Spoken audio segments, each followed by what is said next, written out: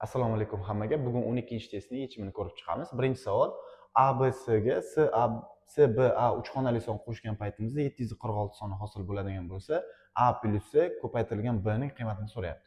E'tibor beradigan bo'lsak, S ga A ni qo'shsak 6, B ga B ni qo'shgan paytimizda 14 da 14 ni 4 ni 1 yodga olib qo'yamiz. A ga S ni qo'ysak 6, mana bu bir esimizdagi bilan 7 bo'ladi. Demak, A ga S ni qo'shgan paytimizdagi natija 6 ga teng. B ga B ni qo'shgan paytimizda 14 bo'ladigan bo'lsa, demak B 7 ga teng. B 7 ga teng bo'lsa, A plus C 6. 6 kere 7 42 ga teng bo'ladi. To'g'ri javob D. Ikkinchi savolning javobi quyidagicha. Bizga quyidagi misol berilgan va buni qulay usulda yechishimiz kerak. Dastlab mana bu ikkita ko'paytmadan 24 ni qavsdan tashqariga chiqaradigan bo'lsak, birinchi son ko'paytmadan 37, ikkinchi ko'paytmadan 34 qoladi. Endi keyingi ikkita ko'paytmadan ikkalasidan ham 11 ni qavsdan tashqariga chiqaradigan bo'lsak, birinchisidan 19, ikkinchisidan 16 qoladi. Xo'p, 27 ko'paytirilgan 3, mana bu 3 37 dan 34 ni ayirgan paytda keldi. Qo'shilgan 3 ko'paytirilgan 11, ya'ni 19 dan 16 ni ayirsak ham 3. Endi mana bu ikkita ko'paytmadan ham 3 ni qavsdan tashqariga chiqaradigan bo'lsak, birinchi ko'paytmada 24, ikkinchisi 11 hosil bo'ladi. Buni hisoblaydigan bo'lsak 105 C javobda turibdi. Xo'p, 3-savolning javobi quyidagicha. Bizda bir nechta son yig'indisi mavjud. Bu 56 ga teng. Mana shu sonlarning har biriga 3 qo'shilgan paytda yig'indi 83 ga teng bo'lgan ekan. Yig'indida nechta son qatnashgan deyapti. Dastlab qiladigan ishimiz yig'indi qanchaga o'zgardi. Ya'ni 83 dan 56 ni ayirsak 27 bo'ladi. Endi mana shu 27 nima sababdan ko'paydi? Ya'ni har biriga 3 qo'shganimiz uchun. Demak 27 ni 3 ga bo'lsak 9, demak yig'indida 9 ta son qatnashgan ekan. To'g'ri javob B. Keyingisi 4-savol. Barcha ikki xonali sonlar ketma-ket yozib chiqilganda necha xonali son hosil bo'ladi deyapti. Demak, ikki xonali sonlar 10 dan 99 gacha boshlanadi. Hammasini ketma-ket yozganda nechta raqam bor deydigan bo'lsa, dastlab 10 dan 99 gacha nechta son borligini topamiz. Buning uchun 99 dan 10 ni ayirib 1 qo'shamiz. Bu 90 ga teng bo'ladi. Demak, 90 ta son bor. Har bitta ikki xonali sonda ikkita raqam mavjud bo'lgani sababli 2 ga ko'paytiradigan bo'lsak 180 xonali son hosil bo'ladi. To'g'ri javob D. 36 plus 42 plus 48 va hokazo 96 gacha bo'lgan sonlar yig'indisini topishimiz kerak. Dastlab bu yerda nechta yig'indida nechta son borligini topamiz. Buning uchun 96 dan 36 ni ayiramiz. Har sonlar 6 taga farq qilib ketayotgani uchun 6 ga bo'lib 1 ni qo'shamiz. Natija 11 ga teng bo'ladi. Demak, yig'indida 11 ta son mavjud. Endi mana shu 11 ta sonni qo'shish uchun birinchi songa oxirgi sonni qo'shamiz. 2 ga bo'lib nechta son bo'lsa, o'shanga ko'paytiramiz, ya'ni 11 ga. Natija 726 ga teng bo'ladi. Bu A javob. Keyingisi 6-savol. 8 ga bo'linadigan ikki xonali sonlar topishimiz kerak, faqat uning raqamlar yig'indisi toq bo'lishi kerak. Ya'ni mana bunga o'xshash. 16, 32, 56, 72, 96. Bularning hammasi 8 ga bo'linadi va bularning raqamlar yig'indisi hammasi toq. Shuning uchun to'g'ri javob B bo'ladi. 7-savol. X ni 7 ga bo'lganda to'liqsiz bo'linma 4, qoldiq y ga teng bo'ladigan bo'lsa, x ning eng katta qiymatini toping deyapti. Dastlab x ni topishimiz uchun 7 ni 4 ga ko'paytirib, qoldiqni qo'shib qo'yishimiz kerak. Ana endi x ning eng katta qiymatini topish uchun y ning ham o'rniga eng katta sonni qo'shishimiz kerak. Bizda qoida bor, qoldiq bo'lishdan kichkina bo'lishi kerak. Ya'ni mana bu yerda qoldiq 7 dan kichkina bo'lishi kerak. 7 dan kichkina eng katta son bu 6. Demak, y ning o'rniga 6 qo'yib hisoblaydigan bo'lsak, x teng 34 bo'ladi. Bu D javobda turibdi. Yig'indini 6 ga bo'lganda qoldiqni so'rayapti. Demak, dastlab qo'shib chiqamiz hammasini 265. 6 ga bo'lganimizda 44 butun 1 qoldiq bo'ladi. Demak, to'g'ri javob A. 9-savol. Bizda mana bu kasr berilgan, n ning nechta natural qiymatida bu kasr natural songa teng bo'ladi deyapti. Ya'ni n o'rniga shunday natural son qo'yishimiz kerakki, kasrning qiymati ham natural son bo'lishi kerak. Biz dastlab suratini mahrajga o'xshatib yozamiz. Ya'ni 5 ko'paytirilgan n plus 3. Chunki mahrajda n plus 3 turgani uchun n plus 3 yozamiz va yetmaganini yana o'zimizdan qo'shib qo'yamiz. Ya'ni 5 ni n ga ko'paytirsa 5n, 5 kere 3 15, lekin mana bitta 40 yozilgani uchun yana 25 yetmaydi. Ya'ni uni qo'shib qo'yamiz. Va kasrni bo'lib yozadigan bo'lsak, 5 kere n plus 3 ni n plus 3 ga bo'lsak 5 qoladi va 25 taqsim n plus 3. Endi mana bu ifoda natural son bo'lish uchun mahraj 25 ning bo'luvchisi bo'lishi kerak. Ya'ni mahraj 25 ga bo'linishi kerak. Buning uchun mahraj yo 1 ga, yo 5 ga, yo 25 ga teng bo'lishi kerak. 1 ga teng bo'la olmaydi, chunki 3 ni qo'shgan payt 1 bo'lmaydi hech qanaqa son. Demak, 5 bo'lish uchun n o'rniga 2, 25 bo'lish uchun n o'rniga 22 qo'yiladi. Demak, n ning ikkita qiymatida ushbu kasrning qiymati natural songa teng bo'ladi. To'g'ri javob B. 10-savol. Ona 28 yoshdagi paytda qizi tug'ilgan edi. Demak, qizi 0 yoshda bo'ladi. Endi hozir onasi qizidan 5 marta katta deyapti. Demak, hozirgacha nechadir yil o'tgan, ya'ni x yil o'tgan deydigan bo'lsak, onasining yoshiga ham x qo'shiladi, qizining yoshiga ham x qo'shiladi.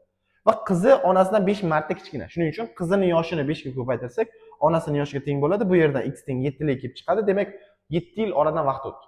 7 yildan keyin onasi 35 yoshga kiradi. Bu B javobda turibdi. 11-savol. 11-savolda mana bu tenglama berilgan va x + 5 ning qiymatini so'rayapti. Dastlab bu tenglamani yechib olamiz. E'tibor beradigan bo'lsak, 1/2 ni ham ko'paytiramiz, ham bo'lyapmiz. Bu yerda bu ikkalasi qisqarib ketadi-da, faqat qavsning o'zi qoladi. X + 1/2 teng, yana 1/2 ga teng. X topmoqchi bo'lsak, 1/2 dan 1/2 narsa 0.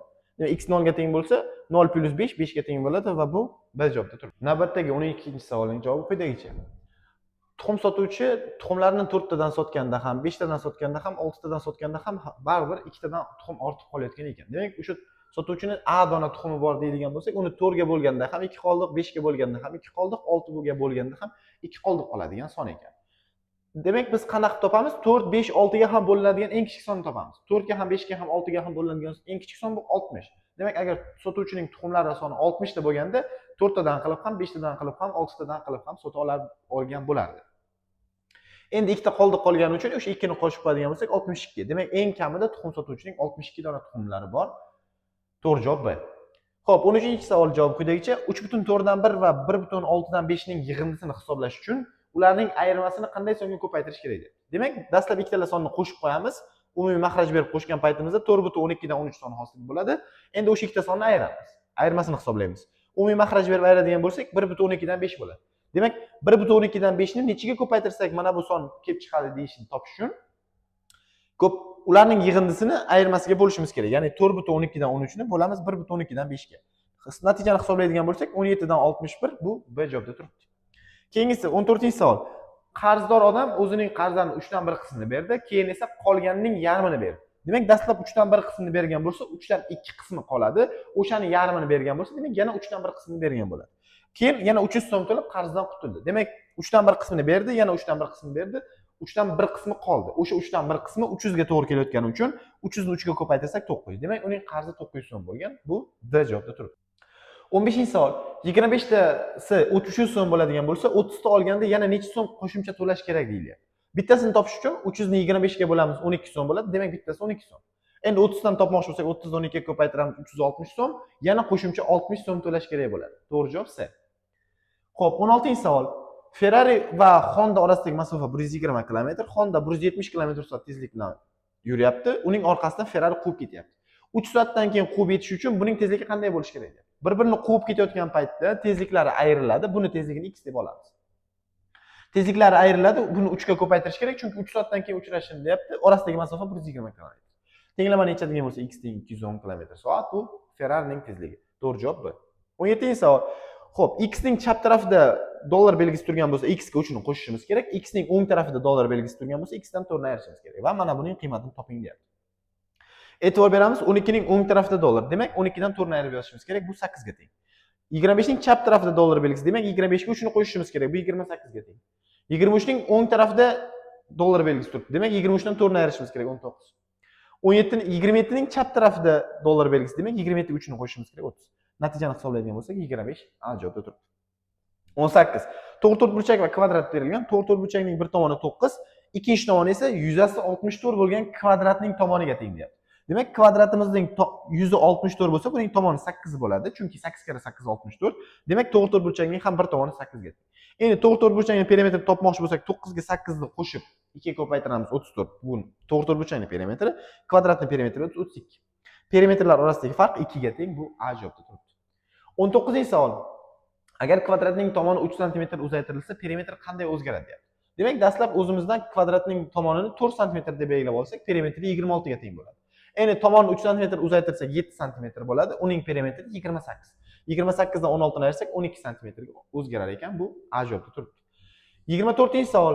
Xo'p, xonaning o'lchamlari 24 metrga 18 metr, mana shuni 30 cmlik plitkalar bilan qoplab chiqishimiz kerak. Dastlab 18 metrni 30 cmga bo'lamiz, chunki bo'yiga nechta sig'ishini topib olishimiz kerak.